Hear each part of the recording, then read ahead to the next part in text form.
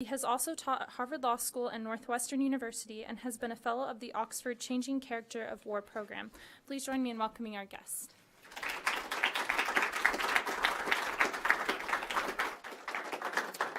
Well, thank you very much. It's great. I've been at Utah several times over the years and always had a very good time here. And also now I had the great pleasure last March of working at Oxford with students both from Utah and surrounding campuses, so that was a great experience.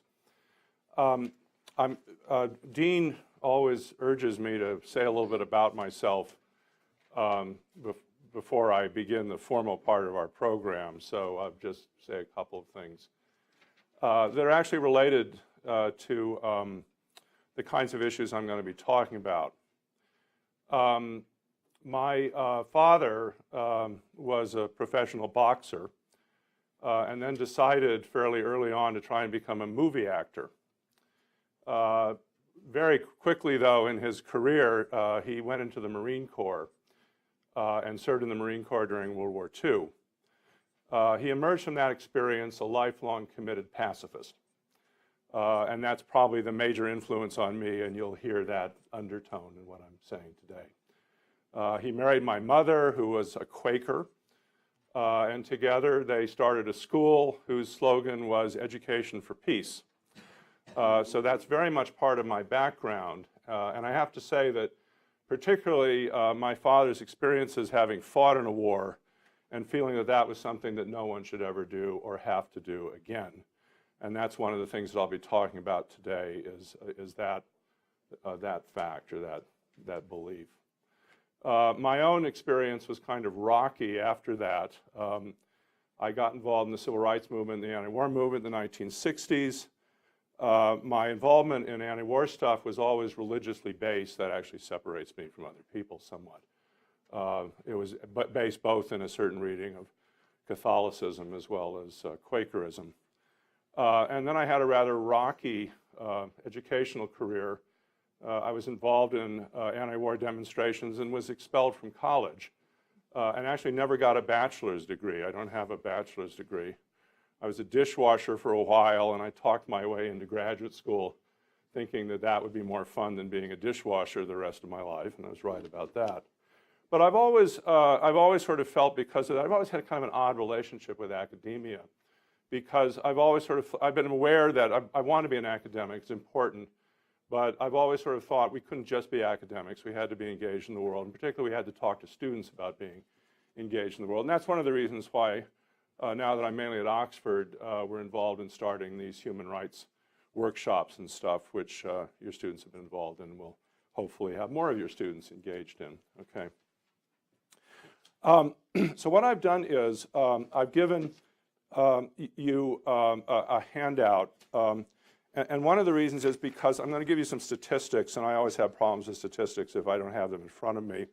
The other thing is it has some references in it, not probably as many as there should be, because a lot of what I'm going to be saying is very controversial. So the fact that I assert it does not mean there isn't a huge amount of argument about it. In fact, everything I say is going to be controversial. I'll just assert it for now, and then in discussions, maybe we can talk about it, and we can talk about what the countervailing view would be. Actually, though, let me begin with, if you turn the page over, let me begin with what I call the Great Defection. The reference here is actually the title of this little handout, a recent book by James Sheehan called Where Have All the Soldiers Gone? This is a book about contemporary attitudes towards contemporary military affairs in Western Europe and the Northern Hemisphere. And it talks about an issue that seems to be consistent throughout sort of what used to be called the developed countries. And what that is the radical decline of interest on the part of ordinary people to participate in war. The radical decline of interest of ordinary people to participate in war. And let me just begin with a striking figure, which is right below that. In 1965, the draft, conscription, was the most popular institution in the United States. The draft in 1965 was the most popular institution in the United States, more popular than what? The post office. Okay. In 1966, still almost 80% of Americans supported the draft. And in 1968, which was well into the Vietnam War, May 68 is considered the turning point of the Vietnam War, 50% of Americans still supported the draft. There has been no greater change, I think, in my lifetime than this. Because what it indicates is not just an attitude towards participating in war. I actually think it raises a question about what citizenship means. Because the reason why Americans supported the draft was that they thought that participating in their country's wars was what it meant to be an American citizen. That's what it meant to be an American citizen, was to serve in war. Okay? Does that mean it anymore? I think not. I think we live in a dramatically different world right now. I'm not saying that America people don't still celebrate, quote unquote, those who do serve in war. What I mean is the average American has absolutely no interest in serving in a war, and that's why reviving a draft would be political suicide. And notice that this is something that is now shared by Democrats and Republicans. It's not something that distinguishes the political parties. It is an attitude towards war and citizenship that is dramatically different. And the first question I want to pose is, why has that happened? And what I'm first going to suggest is it's happened because our experience of war in the 20th century has been so terrible. So it's very much a reaction to that. It's not just I mean, there's many other factors, but part of it is that the experience of war in the last 100 years has been truly terrible. And I think people have honestly responded to that. Now, that doesn't mean to say that we don't still have questions about war. We don't still have questions about the kinds of engagements that the United States gets involved in. But what it does mean to me is, and my thesis is stated on the top of this, I think human beings are sick of war. I think that's a major change. And I think that in some sense what we need to talk about now is, what does peace mean? What is peace going to look like? And how do we create it? Because there has been what I call the great disillusionment. So let me go back to the first page of this, the great disillusionment. That's the disillusionment with the enterprise of war. Now, let me first talk about the 20th century. Some of you may be familiar with these figures. Let me go over them quickly. Let me talk about the 20th century, but what I'm going to immediately say is that the figures you're getting are radically clustered in the first half of the 20th century. So I say it's the 20th century, but it's actually mainly the first half of the 20th century that we see so much political violence. We start to see that decline. Maybe after giving these figures, I'll just stop for a moment and ask for some hands about what do you think would explain this? Because actually people disagree about what explains about it. I mean, I have my own view, but maybe we can just talk for a moment about that and then I'll get back to what I have to say. But let's look at the figures first. The 20th century is generally regarded by historians as the bloodiest century in human history. The bloodiest century in human history. Now that's a big claim. It's also contentious. Some people would argue that the 17th century had a great deal of political violence. So it's contentious, but there are serious historians. One of them is Neil Ferguson, from whom I get these remarks from. There are serious historians like Neil Ferguson at Harvard who says the 20th century was the worst century in human history for political violence. I didn't know that, by the way. I knew there was a lot of war in the 20th century. I didn't know I'd been living in the worst century of human history. 275 wars, 115 million deaths in battle, estimated. That comes to 3,000 deaths per day, or 130 deaths per hour, 24 hours per day throughout the entire century. That's how much political killing of combatants there was.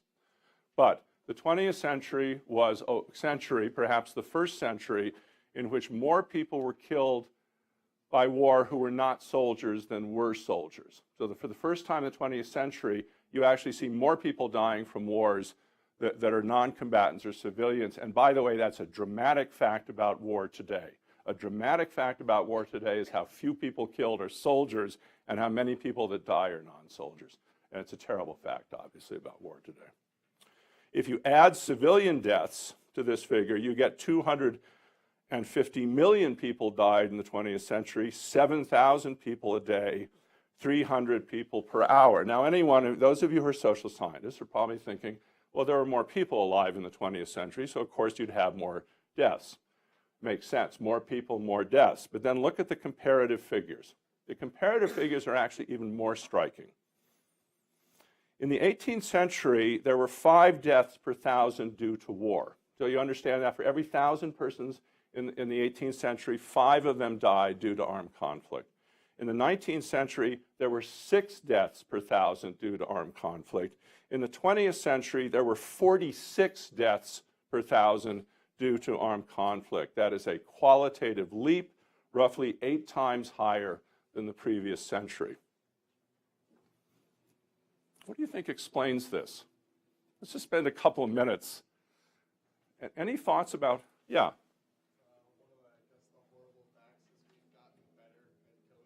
What do you mean we've gotten better at killing people?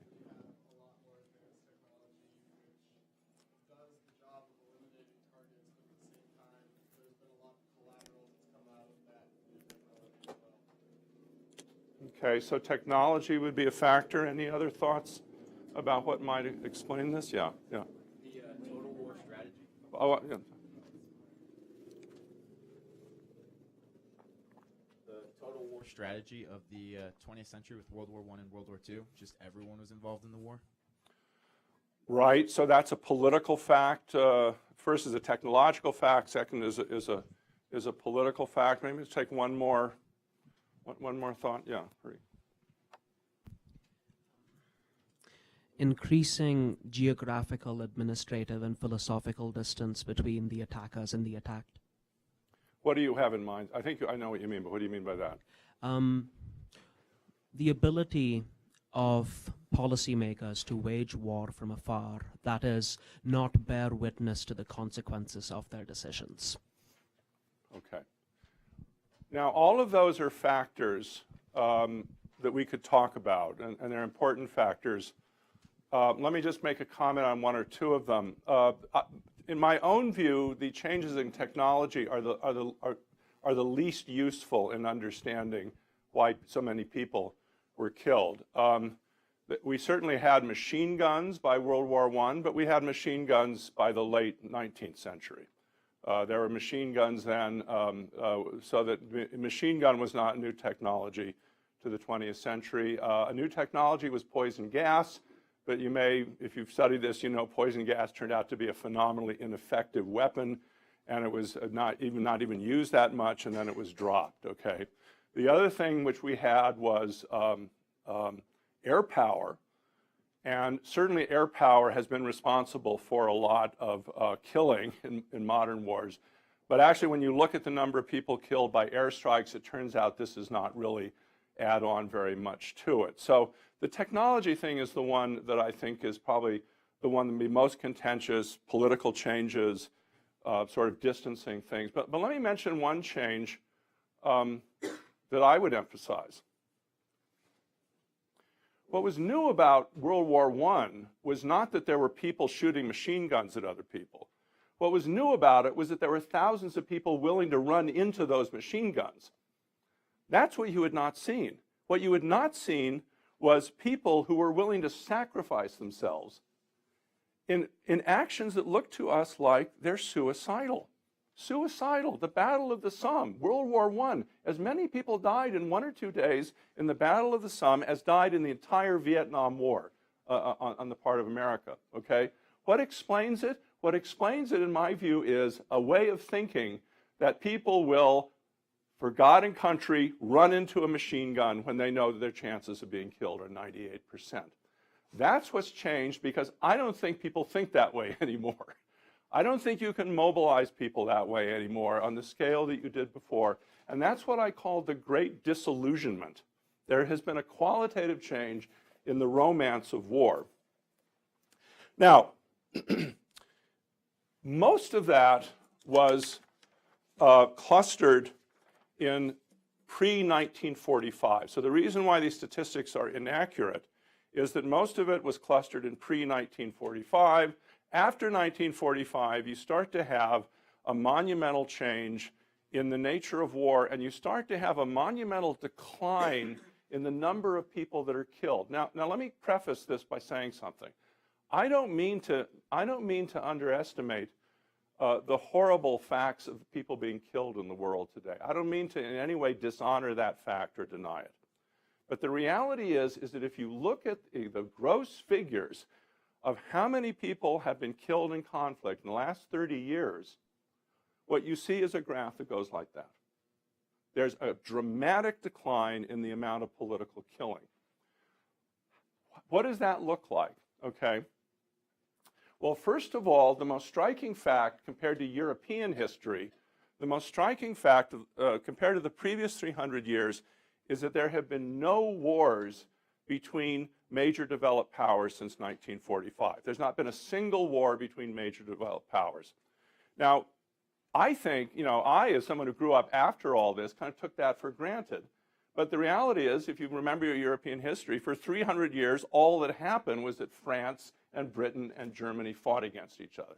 None of that has happened since 1945. Question I'll pose, won't get into it now, why? Why have there been no major wars like that?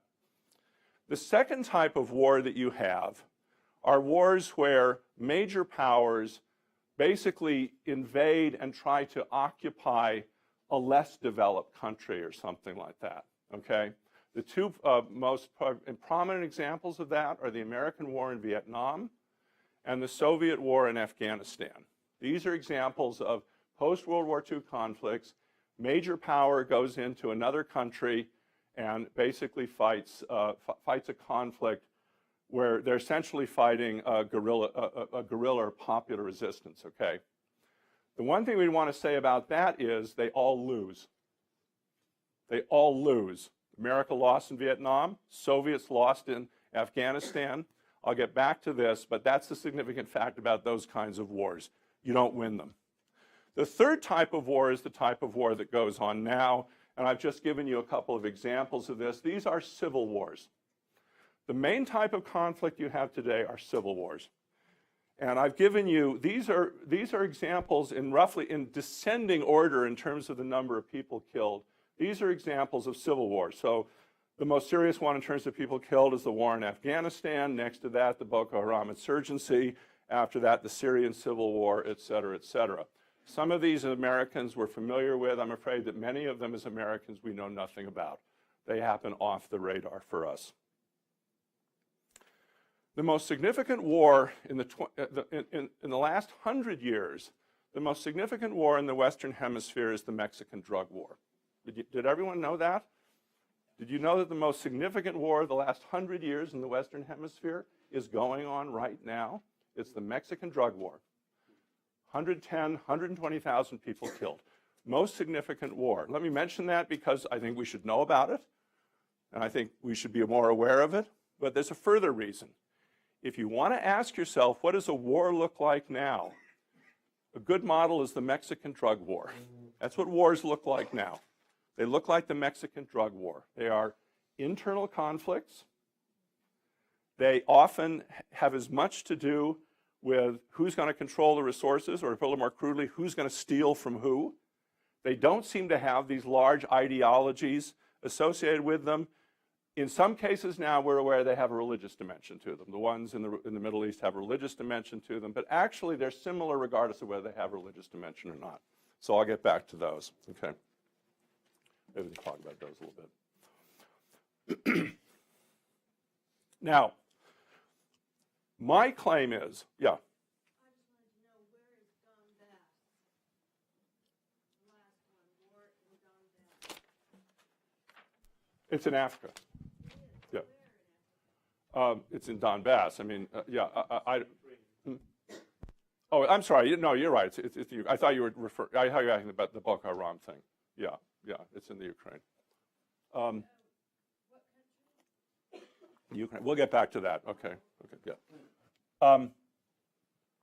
Now, my suggestion is that part of what we're looking at here, in terms of the changing nature of war, and certainly war between developed countries, is that people don't want to fight in wars anymore. So this gets back now, let me go on page 2 to the popularity of war.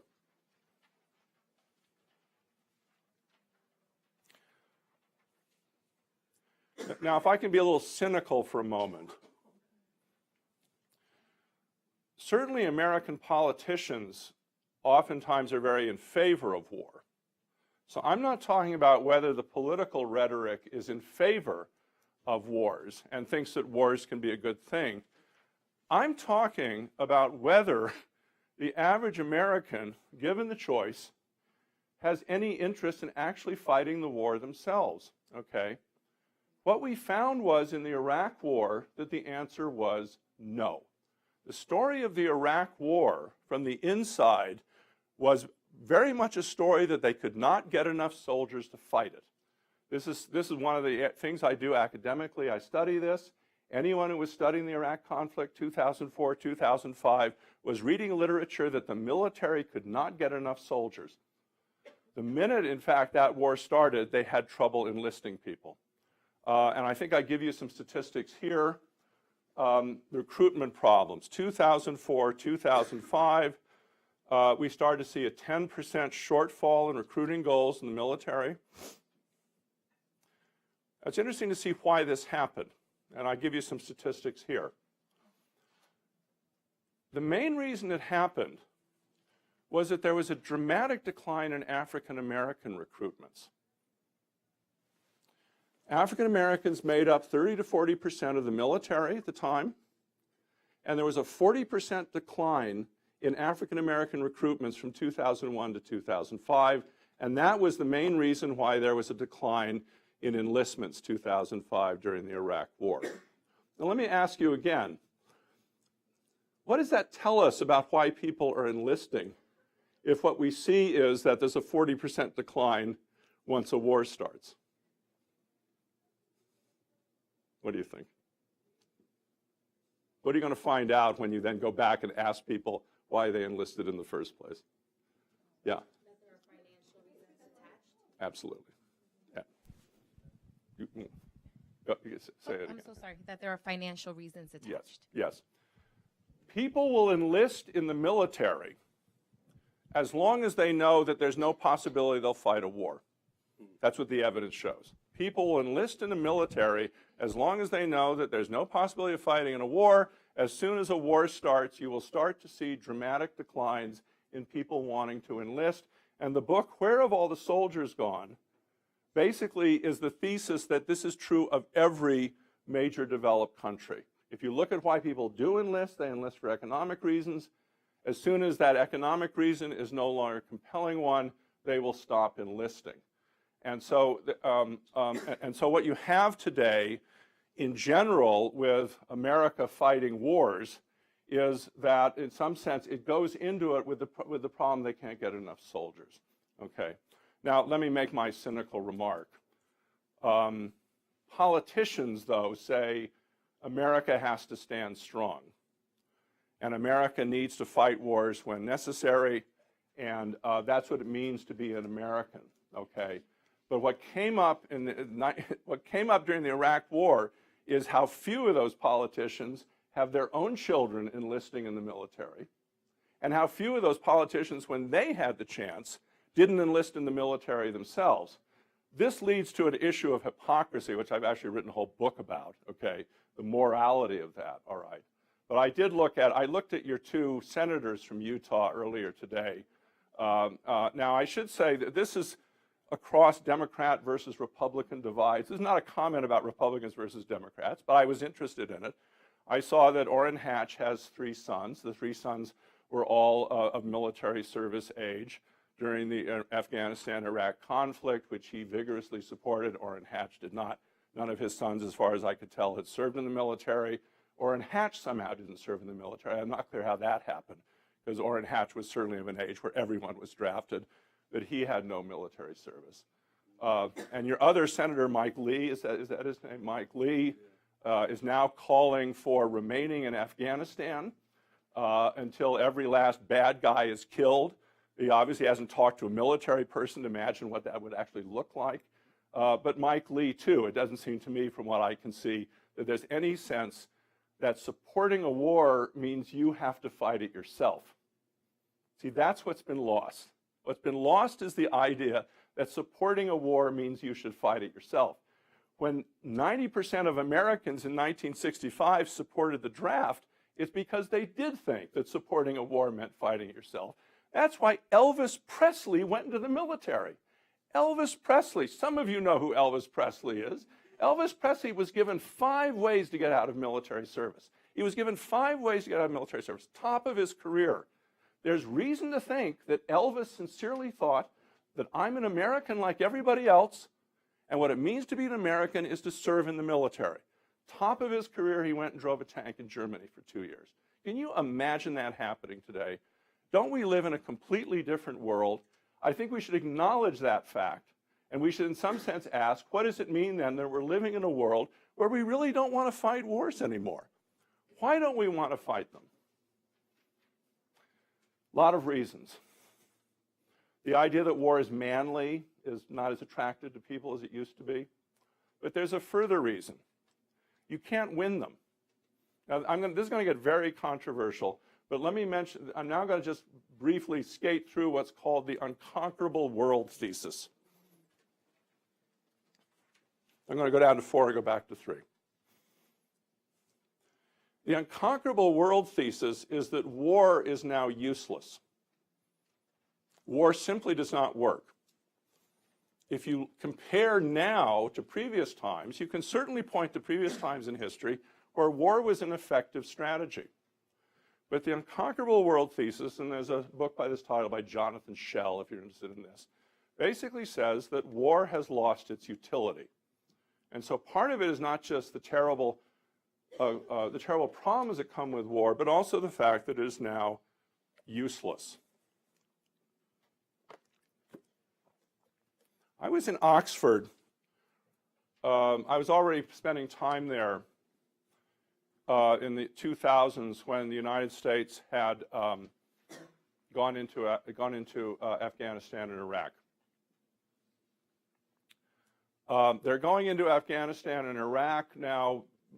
Obviously there were specific reasons for going to Afghanistan related to the attack of 9/11. There were specific reasons for going in Iraq related to the weapons of mass destruction. But clearly, in going into those countries, they were going into a situation where they knew they would face some sort of popular insurgency. Arguments about how much they knew that or whether they underestimated. They clearly knew they were going to go into a country and face popular insurgency.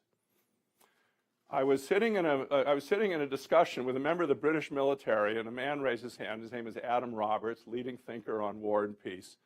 And he said to the man in the British military, "Can you name one example of where a country like the United States or Great Britain has gone into a country like Afghanistan and Iraq? Can you name one example since 1945 where that's worked?" Couldn't do it. Couldn't do it.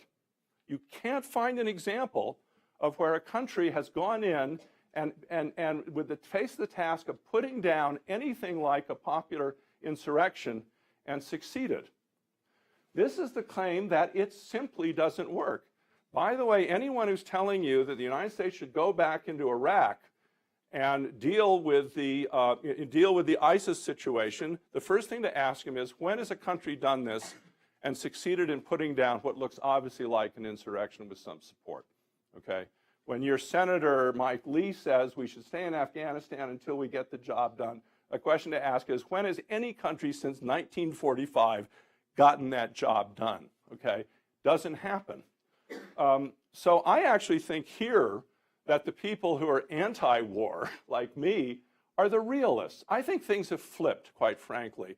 I think that people who think that war is a massive waste of time are now the realists, and the people that are living in fantasy land are the people who think that you can just go into a country like this and do the job, you know, and be out after spending $200 million, the way they said we would do in Iraq, okay? And of course, finally, there are the terrible costs. Let me run through these quickly because I want to have some time for questions. I think we've not only realized that war is not very effective, we've realized that it's costly in a way that was not clear to people before.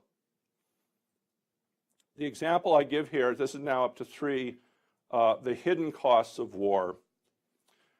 I've given you some figures on post-traumatic stress disorder. Now, this is something I've studied a lot, and it's an interesting thing that there's no reason to think that this problem has gotten worse. Now it seems as if there was always post-traumatic stress disorder. It's just that people were not aware of it or didn't think of it that way. The first time in the United States people became aware of it, it was called an irritable heart. I think that's an interesting phrase. And if I were going to write a book about post-traumatic stress disorder, I think an interesting topic would be, a title would be an irritable heart. And here's why. Is it just a medical problem? Or does post-traumatic stress disorder arise from the fact that people themselves in combat realize that what they're doing is something that is fundamentally at odds with their humanity? Early on, people thought it was just a medical problem. And increasingly, people are saying, no, it has a moral dimension. The moral dimension is, in war, we're asking people to do things that are at odds with their humanity. And if you ask them to do it enough, they will develop psychological problems from it, okay? And that's kind of where the thinking about that has gone. And to me, again, it contributes to this disillusionment with war. In the Vietnam War, 31% of male veterans now, we believe, had PTSD. 27% of female veterans had PTSD sometime in their lives. Many of them are still alive, so these figures go on. Look how you're looking at basically a third of those veterans. Now, let me point out to you, this does not distinguish people who actually experienced combat, people who didn't experience combat. You're a Vietnam veteran if you even got within the area, okay? So the figures, obviously, for people who experience combat are much higher than that. Afghanistan, Iraq war, well, what we see now so far is 20% rate of PTSD in those wars. But of course, you see, the problem is what Vietnam suggests is that much of the PTSD is developed after the fact. Some of you have seen the figures on suicides that we're dealing with today. 22 veterans per day, one every 65 minutes, 6,500 veterans have killed themselves in 2013 alone. Now, I won't go into the second thing, but the theory now is, at least a common theory now is, that this is not just a medical problem. This is because engaging in war and conflict raises moral questions which then scar you and need to be addressed, okay? And this is one of the human costs of war. It translates into the economic costs of war. So I give you some statistics here. Look down to number 5. All of this is on war's true hidden costs, and I'll wrap up in a minute with why I think, well, what do we do now? Is one of the things is we talk about war's human costs and its true costs. We try and talk about what the full costs are. I've coined a term that I've written about elsewhere called alienated war. And I think that what we do now in the United States, to some extent, is what I call alienated war. The term covers a number of things. One of the things it means is that people who support wars want other people to fight it. That, to me, is sort of alienated. I mean, if I supported a war, I would think I should fight it myself. Now we're in favor of wars. Now we want someone else to fight it. You saw this in the Iraq War dramatically, because by the end of the Iraq conflict, major involvement, over 50% of American soldiers were not even in the American military. Maybe we're aware of that. They were called contract soldiers. So they're professional soldiers. They're called mercenaries that were hired basically to come in and do it because the U.S. military could not get enough soldiers to do it themselves. The other thing about alienated war is simply that, are we truly aware of its costs? And this is one of the things that, I mean, in terms of my own work in education, I mean, I know it's not the most, it's kind of a depressing topic, but one of the things I just simply point out to people is, do you know how much these things cost in terms of lives and money? All controversial how they estimate this, but roughly a credible estimate for the cost of the Iraq War is $4 to $6 trillion when it's over and done with. The Iraq War will be, in adjusted dollars, the most expensive war in American history next to World War II. Do you remember how it was financed? Do you remember how they financed the Iraq War? Borrowing. The president decided that he could not ask people to pay taxes for the war. In my view, that's because then they'd know it was actually costing something. So they financed the Iraq war by borrowing, which means that not me, by the way, but you, your children, and their children will actually be paying the bill for the Iraq war. They'll be paying $4 to $6 trillion for a comparator. The cost of Obamacare from 2016 to 2025 is $1.2 trillion. So if you add up the entire estimated cost of Obamacare up until the year 2025, it comes to basically 1/4 to 1/6 of what we will spend on the Iraq war alone. This is astonishing, but the main question I want to raise is, do people really know this? Is this something that we know of, or is it something that is hidden to us by alienated war? Okay. So where do we go next? Let me raise a couple of things about things to think about, and then I'll wrap this up.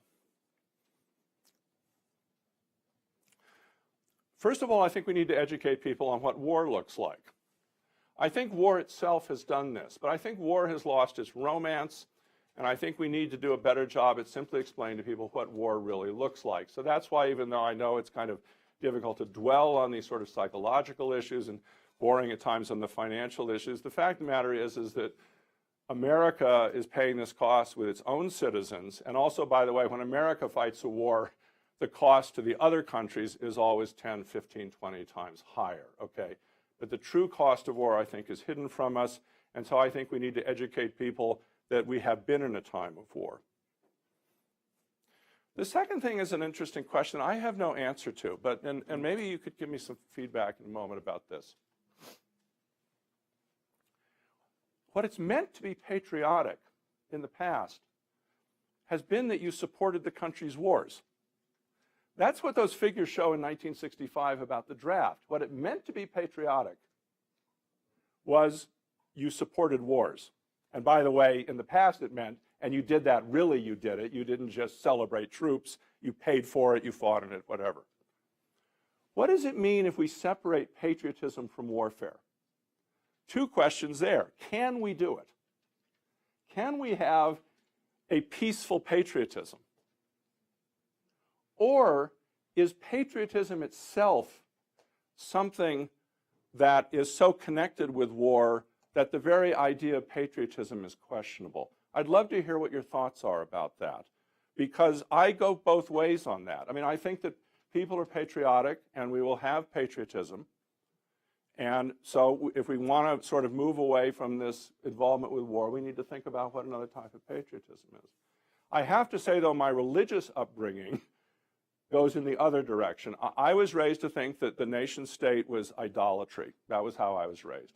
The celebration of nation states and what nation states do in war is a form of idolatry, and that patriotism is itself a form of idolatry. So I was raised religiously to think that what you needed to do was get rid of all that. Okay, that's clearly, though, a marginal view, and I'm not sure how far that would go. The final thing I'll mention, so maybe we could talk about that. The final thing I want to ask about is, what does peace look like? And I pose it in terms of negative versus positive peace. I have talked entirely in terms of things like people killed in battles. The question, though, is, if we stop the battles, do we really have peace? Or is peace much more than simply people stopping killing each other? And that's the question that I think people raise about the literature that I've been drawing on for the last 40 minutes. What people say is, well, we may have seen a dramatic decline in deaths in battle, but does that really show that we've ended violence? Or have we simply moved to other forms of violence which are not combat related? I was in the discussion in the Honors College right before I came over here, and they brought up human trafficking, the problem of human trafficking. That won't show up in the statistics I've got. But do we live in a peaceful world where that goes on? Okay. So the three issues are, I'm concluding with, is, what are we going to do to educate people more about the world they have lived in? What might patriotism look like, or should we have it if we can detach it from warfare? And the third would be, is a world without war, as it's traditionally defined, really a world with peace? Thank you very much. We can talk about it. We'll now open it to question and answer. Please state your name into the mic and a little bit about yourself. My name is Margaret Mon, and I was just wondering your opinion about the war talk surrounding Iran. What do you have an opinion on our chances there Our chances of going to war or not going to war? well, our chances of winning a war are zero. I can assure you of that. Partly because when we go to these wars, we don't even know what winning looks like anymore. I mean, I didn't get into that, but part of the problem is that in previous wars, it was always a little bit clear about what victory looked like. Now we get into wars, and very, very quickly it turns out that it's not even clear what is being achieved. I would think a war with Iran is unlikely. And I would think a war with Iran is unlikely because I don't imagine the U.S. military has any interest in doing it. You know, the U.S. military was not in favor of the action in Iraq. The military was, and the British military was really not in favor of the Iraq war. But what happened was that the political part of the government prevailed over there.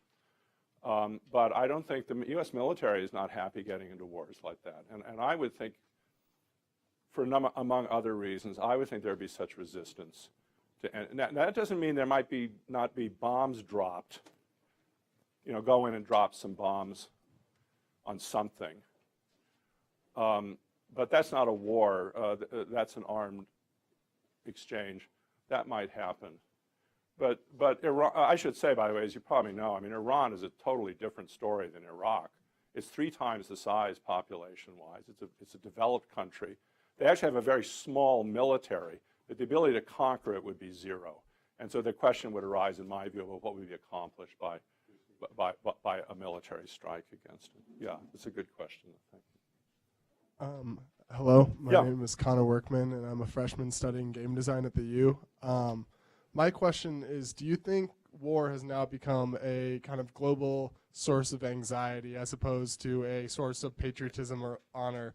I think that has become especially visible in issues like the Ukrainian conflict with Russia, where everyone was kind of scattered to retain peace without conflict. What are your views on that? Well, I guess I think generally there is not the link between war and nationalism or patriotism that there used to be. Now I'm saying that very strongly. I mean, clearly in the 2004 election, President Bush, I mean, his victory in that election was partly to do with sort of identifying himself as the more patriotic candidate. And you see that in, I mean, you saw that when Margaret Thatcher was prime minister. In some sense, she was saved by the Falkland War because there was a huge upswell of patriotism then. But I think this patriotism is fairly superficial compared to the past. And so even when it arises, it's not long-lasting. That would be my view, because it doesn't reach down deep. You know, it's not something that, in the way that patriotism in World War II really reached down, you know, people had to pay more taxes, they were serving. You know, now we have wars where, you know, money's borrowed, other people fight it. What does patriotism grab onto there? You see, so that would be that's generally my feeling about that. Yeah. Hi, my name is Jessica, and I'm a freshman at the University of Utah. I just wanted to, so I agree with you that the patriotism is one of the biggest factors that leads people into the military or war. But in my opinion, I think United States being the strongest country in the world also leads, it's inevitable for America to not get involved in the war, because for decades the United States have involved in other countries' conflicts and all the issues. And I think it's important that America, being the strongest country, kind of troubleshoot the problem between the countries and just work things out. I think that's the role of this being the strongest country in the world. I think that's what this country is supposed to do. What's your opinion about it? Well, let me play devil's advocate for a moment. So the suggestion is that by virtue of being the strongest country, we have the greatest obligation to help resolve conflicts in other parts of the world, okay?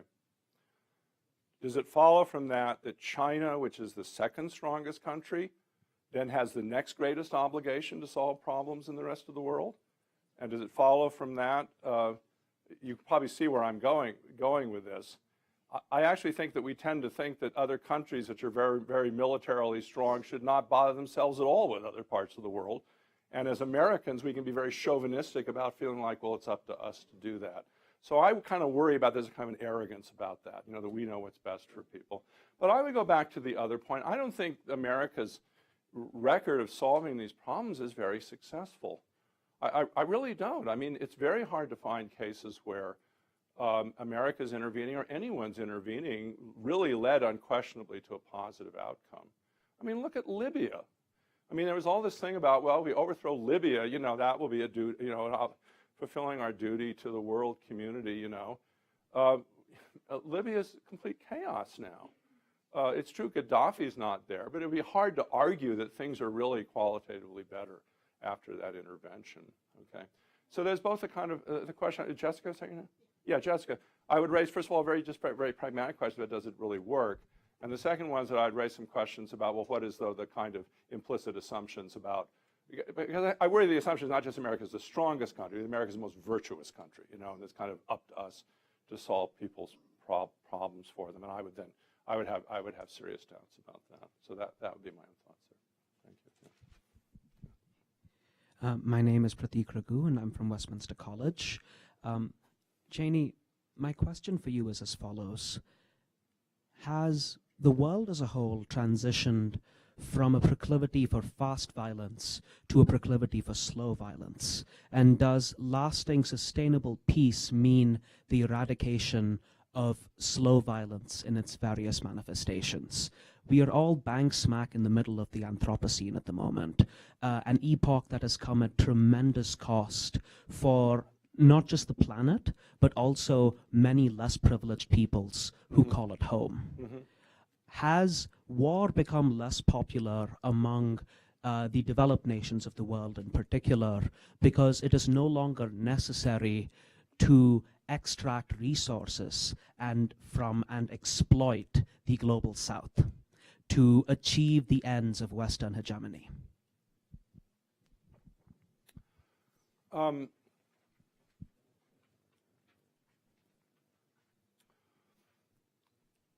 Well, I'm going to waffle a little bit here because I'll say it's a little bit of both.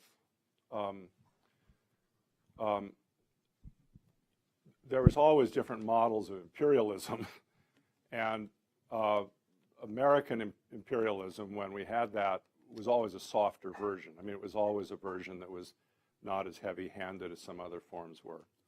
And so one could say, well, then what we're just seeing now is a kind of a development of sort of exploitive and unequal relationships that are just not as heavy-handed and don't require military intervention. I think there's some truth to that. But I would say there's also the truth that when they've tried to militarily intervene, it doesn't work. So it's not as if they're avoiding military intervention because it's just a second-best solution. It's not a solution at all. I mean, the record of those kinds of interventions is truly terrible. You can't get people to participate in them. So I would argue that this notion of the disillusionment of what I'm calling that is an independent factor. I obviously weigh it more than other people do, but I think it's a factor of its own. And I think that's an achievement, by the way. I mean, I think that at a certain point, human society came to feel that slavery was not something that it was going to officially ratify anymore. Now, we could, of course, talk about how there's informal forms of slavery, whatever. But nevertheless, it was a very important achievement when the kind of consensus came about. No, slavery, as we've known it, is something we're no longer going to support. And I like to think that we live in a time like that with war. And we just simply need to acknowledge it. The problem is that the United States still spends $500 billion a year on its military budget. Think of how many problems in human trafficking and stuff we could solve to do that. Do we really need $500 billion a year? So there's a disconnect, I think, with American politics and what I've been describing. But I think it's solvable. I mean, I actually think that this is something, that's why I believe in education. We talk about it enough, people can see we really don't need to do this anymore. We don't need to spend that kind of money. All right. I'm Harris Sondak. Presumably Senator Lee knows that war is futile and expensive, or could find that out easily enough. Right. And I think Senator Lee probably is not facing a difficult re-election, given. I don't know that. I mean, I actually know nothing about it. I don't know. Other people in this room Yeah, probably know not. that better than Yeah, I do, right. but I'll just Right. postulate that, Right. given Right. that he's a Republican from Utah, Mm-hmm. in control of the machinery of the Republicans in Utah. So what's his agenda?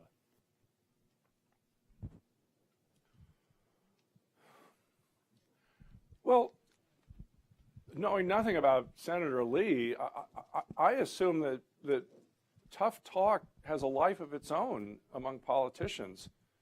And I chose Senator Lee, but I mean, we could walk through Democratic politicians and give examples of how, you know, they would say, you know, we have to stand up to country X. Now, I would say I don't understand.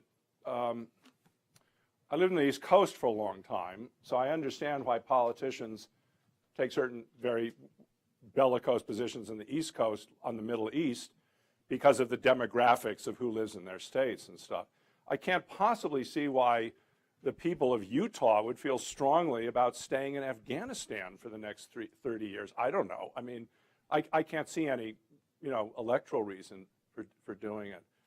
But I think that it has become kind of an addiction in this country. You know, you can't appear soft. You know, you have to appear whatever, and you know that's all right as long as it doesn't lead to anything. I don't know. Do you have a theory about? You know about more about Senator Lee than I do. Well, I don't mean him so individually. It's just that you identified him as someone who says we should stay until the last bad guy is caught. Yeah, that's what I found out this morning. You know. When people say things that don't make any sense, sometimes on the surface of it, maybe they have something else that's going on. And I'm just trying to understand what it might be. If what you're trying to do is advocate for peace, it's worthwhile thinking about why people are advocating for war when they perfectly well know it's futile and expensive.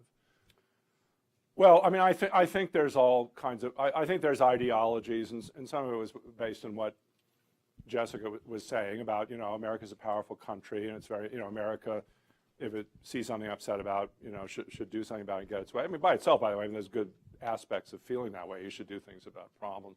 But I just think it's part of an ideology of, but I have to say, I mean, I find a lot of American ideology stranger than most people do. I was watching this morning Hillary Clinton's announcement, and then there was a series of things after this.